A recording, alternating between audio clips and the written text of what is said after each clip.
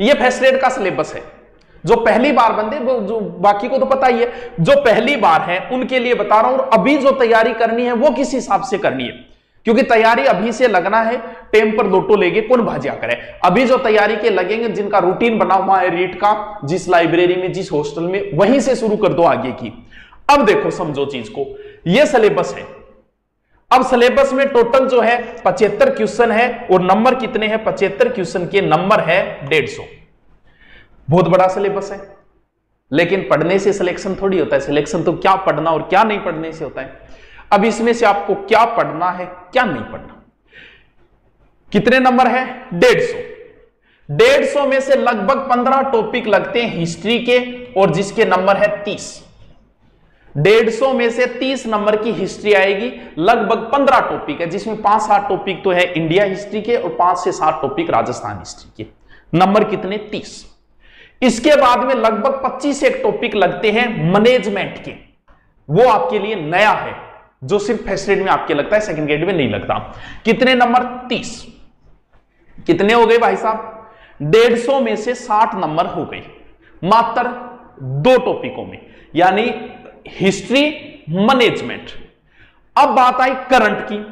Current के कितने number के? Current 20 number. 30 60 और 20 कितने हो गए? 80 नंबर। 150 में से 80 नंबर में सिर्फ 3 टॉपिकों में है। बाकी टॉपिकों को हम छोड़ेंगे। एक बार हम चर्चा सिर्फ इतने ही नंबर की करेंगे, 80 नंबर की। नंबर, पहली बात, करंट का मैं पत्ता साफ करता हूं।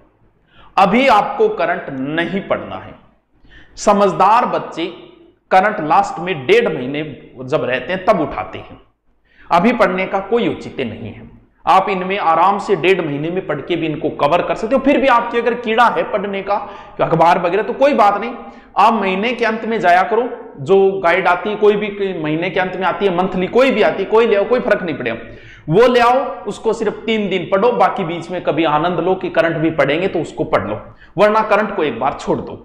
अंत में पढ़ लेना 1.5 महीना, या फिर महीने में 3 दिन पढ़ लिया करो, महीना पूरा होते। इसको एक बार छोड़ो, नहीं पढ़ना है इसको। एक बार नहीं पढ़ना है। बाकी 20 नंबर बहुत महत्वपूर्ण है। एक बार, क्योंकि अभी भर्ती में टाइम लगेगा, तो लास्ट 1.5 महीने में पढ़ता है बच्चा करंट। उसमें कर आप 10 क्वेश्चन आएंगे तो 7-8 क्वेश्चन आराम से कर दोगे।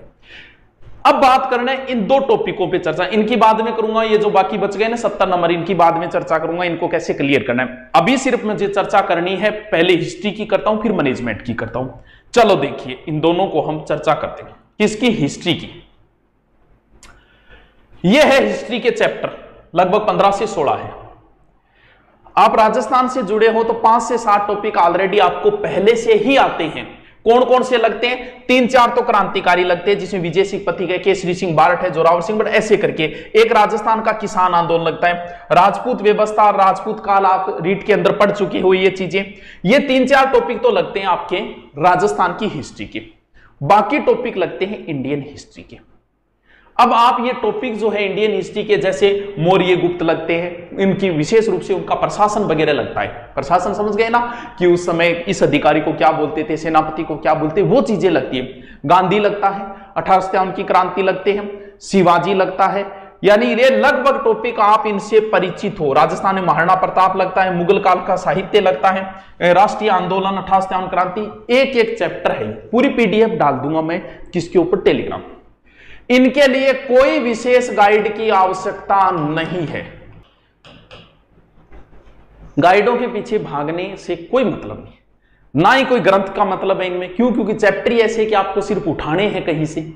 आपके पास कोई भी किताब हो, पढ़ने का तरीका हमेशा आप बाइंडिंग रजिस्टर रखा करो। सिलेक्शन चाहिए तो, जैसे आपको चैप्टर क्लियर करना है कि अब मुझे 1857 की संग्राम क्लियर करना है, ये एक चैप्टर लगता है, मैं इसके नोट्स बना रहा हूं। नोट्स बनाने 1857 की क्रांति आपकी कोई भी आपके पास गाइड है उससे उतार लो। और बाइंडिंग रजिस्टर का ये फायदा होता है कि उसमें आप पेज जोड़ सकते हो। कल को हो सकता है 1857 की क्रांति संबंधित आधा पेज में और मिल जाएगी। तो बाइंडिंग रजिस्टर रखना चाहिए, क्योंकि अभी टाइम बहुत, आराम से एक टॉपिक क्लियर करते हो। मुश्किल से 15-16 टॉपिक है, बस 1 महीने कोई मैटर को नहीं। नंबर कितने? 30। समझदार यही काम करेगा। स्मार्ट स्टडी कह दो या आईफोन स्टडी कर दो, वो यही होगी। कौन सी? ये। आराम से छोटे छोटे टॉपिक, कोई गाइड की आवश्यकता नहीं। लाओ तो कोई ले आना, वो तुम्हारी मर्जी। ठीक है, अब चलो आगे। नंबर आती है मैनेजमेंट के ऊपर, लगभग 25-26 टॉपिक है मैनेजमेंट के। ये आपके लिए नई चीज है, अगर आप सेकंड ग्रेड की कर रहे हो तो आपको ये चीजें कभी नहीं पड़ी।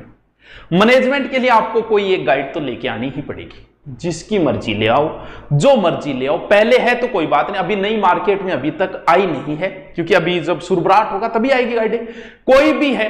वरना ये टॉपिक आप गूगल पे भी देख सकते हो, ये टॉपिक के पुराने समय के बहुत से लोगों ने वीडियो डाल रखी। और अब की बार मेरी भी इच्छा है, आकांक्षा है, अभिलाषा है, तृष्णा है कि ये मैनेजमेंट पूरा का पूरा मैं यूट्यूब पे भी करवाऊंगा, पूरा करवाऊंगा एज ए टॉपिक। कोई जोर को नहीं आपन, क्योंकि जीके ये एक प्रकार का जीके की तो भाई बात है, सैनिक स्कूल कितनी है, कद हुई की स्थापना, कौन सी कद हुई, जीके ही तो है, करवा दिन के जोरा है।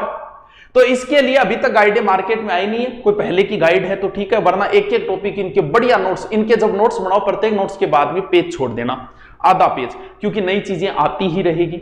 अभी पुरानी है तो उसको पढ़ते रहो, कोई नया चेंजिंग क्या आएगा, ज्यादा से ज्यादा की BSERE का अध्यक्ष अब कौन हो गया, इतना ही बदलेगा, बाकी तो वही रहने की भी इसकी स्थापना कब हुई तो वो तो वही रहनी है, इसमें बदलना क्या है। तो वही बात है, बिसाइड डाइट है तो वो कब हुई, क्या स्थापना हुई, वो चीजें तो बदलनी नहीं है। नई कोई चीज की है वो तो बाद में नोट्सों में जुड़ जाएगी। तो इनमें अगर पुरानी आपके पास है, कभी मिलिट्री स्कूल कितनी है तो वही रहनी है, क्या बदलना है, कब स्थापना हुई, क्या बदलना है। तो ये आपके पास पुरानी है तो ठीक है, आकाशवाणी है, ज्ञान दर्शन है, एजुसेट है, तो पुराना अगर है आपके पास गाइड, उस गाइड को पढ़ो। नई जब आए तो इच्छा हो तो कोई नई गाइड ले आना, कोई फर्क नहीं पड़ेगा इस चीज के, सभी की आएगी, सभी पब्लिकेशनों की आएगी, कोई फर्क नहीं पड़ेगा, ठीक है। चलो एक बार दो चीजों की चर्चा हो गई, यानी फर्स्ट ग्रेड की तैयारी करने वालों को दिमाग में सिर्फ दो ही चीज चलनी चाहिए कि मुझे हिस्ट्री के नंबर क्लियर करने हैं 30 और मुझे मैनेजमेंट के 30 नंबर तो कवर करने हैं। 150 में 60 नंबर का तो मुझे भयंकर तरीके से कवर करना है। करंट का मैं बाद में ध्यान रखूंगा। अब बात आई ये चैप्टर भाई साहब, कौन सा गुरुजी, इंगमा फिर किए, देखो इंगमा किए, इनमें आपको उलझना है कि नहीं उलझना है, उलझेगा तो फिर कौन उलझेगा, ये चीज बड़ी महत्वपूर्ण है, इस चीज को समझो। पहले ही कही कि सिलेक्शन पढ़ने से नहीं, क्या पढ़ना क्या नहीं पढ़ने से। इसमें क्या आएगा, 4 टॉपिक मैथ के आएंगे, 4% रीजनिंग के आएंगे, 4% इंग्लिश के आएंगे, 4% पॉलिटिकल के आएंगे, 4 हिंदी के आएंगे, 4 ज्योग्राफी के आएंगे, बस 4 हाँ बोना 4-5 ए टॉपिक होगा। तो गुरुजी आंगो के करा नंबर 1 बात, अगर आपको इंग्लिश नहीं आती है, जैसे इंग्लिश किसी को नहीं आती, जिसको आती है उसको 4 नंबर के लिए पढ़ने की जरूरत नहीं है, जिसको नहीं आती उसको इसके साथ कुश्ती नहीं करनी है। क्यों गुरुजी 4 नंबर, हाँ मुना 4 नंबर बहुत हुआ, कंपटीशन में पॉइंट का महत्व होता है, लेकिन तू 4% कर दोगे जो इंग्लिश का 6 महीना पढ़ गए भी, मना बता कर दे सीगे, कोई गारंटी नहीं है। तू कम से कम 3 महीने पढ़नी पड़ेगी। 4% के लिए आपको ग्रामर अच्छी तरीके से 3 महीने पढ़नी पड़ेगी। सिलेक्शन फर्स्ट ग्रेड और सेकंड ग्रेड में अपना सब्जेक्ट मजबूत होने से होता है, इनसे नहीं होता। इनमें कोई 5% ऊपर, कोई 5% नीचे। सिलेक्शन तो उसी का होगा जिसका सब्जेक्ट मजबूत है भाई साहब। तो अगर आपको इंग्लिश नहीं आती, आपको नहीं पढ़नी है, क्योंकि 3 महीने आपको 4% के लिए 3 महीने अगर खराब कर रहे हो तो आपसे बड़ा कोई मूर्ख नहीं है। आती है तो पढ़ने की जरूरत नहीं है, ऐसे ही कर दोगे 4 में से 3, तो फिर गुरुजी क्या करा, क्योंकि वो समय आपको अपने सब्जेक्ट, आप अपना सब्जेक्ट 3 महीने पढ़ के 40% ज्यादा कर दोगे, 40% सही कर दोगे, और यहां आप 3 महीने पढ़ोगे और वो भी 4% के लिए, तो भाई ये तो सौदा बड़ा महंगा है, तो कोई मतलब नहीं। हिंदी, बात ये हिंदी ग्रामर अगर आपको आती है तो पढ़ने की जरूरत नहीं है, नहीं आती तो हिंदी के लिए आप 4% के लिए 3 महीने खराब करोगे। इससे अच्छा है कि अपना सब्जेक्ट में 3 महीने दो, आपका सब्जेक्ट मजबूत होगा, आप 40% करोगे वहां, तो फिर हिंदी आपने पढ़ रखी है तो जरूरी नहीं। अब बात है कि मैथ और रीजनिंग। रीजनिंग एक ऐसा है जिसमें से आप 4% आएंगे तो 1-2 तो कर ही दोगे। अब मैथ भी उतनी बड़ी मैथ लगती है इसके अंदर, पर्सन वो 4 है। अब आप कहोगे सर ये हम ऐसे कितने छोड़ देंगे, इसमें छोड़ा नहीं जाता, इसमें आपका अनुभव काम आता है कि आपने जैसे पॉलिटिकली पहले तैयारी की, 4% आएंगे, आप 2 या 1 सही कर दोगे। हिंदी आपने बहुत लंबे समय से पढ़ रखी है तो आप 1-2 सही कर दोगे। इसमें आपका पुराना अनुभव ज्यादा काम आएगा इस मैटर के अंदर, ना कि अब आप 4% के लिए इस पूरी साइंस को पढ़ोगे। इससे अच्छा है कि आप अपने सब्जेक्ट को मजबूत करो। यहां अब जैसे मैथ है, पिछली बार अगर किसी ने पेपर दिया हो फर्स्ट ग्रेड का, वो ऐसी मैथ आई थी जिसे मैथ वाला स्टूडेंट छोड़ के कोई नहीं कर पाया।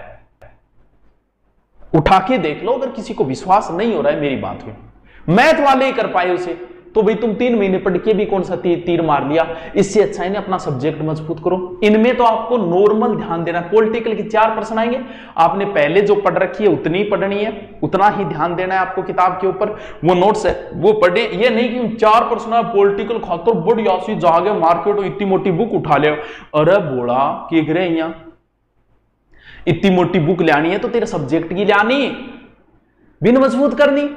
तो इसके अंदर आपका पुराना अनुभव ज्यादा काम आए, ना कि आपको मैथ नहीं आती है और आप 4 प्रश्नों के लिए 3 महीने इस मैथ के साथ कुश्ती करते हो ना। नॉर्मल टॉपिक देख लो जो आ रहे हैं, उन टॉपिकों को देख लो कि ये टॉपिक थोड़ी सी इजी है, ये टॉपिक मैं करूंगा और ये मुझे छोड़ने इसमें से आएगा तो मैं छोड़ दूंगा। इंग्लिश अगर फिर भी आपका मन है कि नहीं मैं पढ़ूंगा, तो इंग्लिश में जैसे कोई टॉपिक इजी टॉपिक लगे आपको कि ये 2-3 टॉपिक मैं पढ़ लेता हूं, इनमें से आएगा तो कर दूंगा, नहीं आएगा तो कोई बात नहीं। तो इनमें आपको ज्यादा माथापच्ची नहीं करनी है।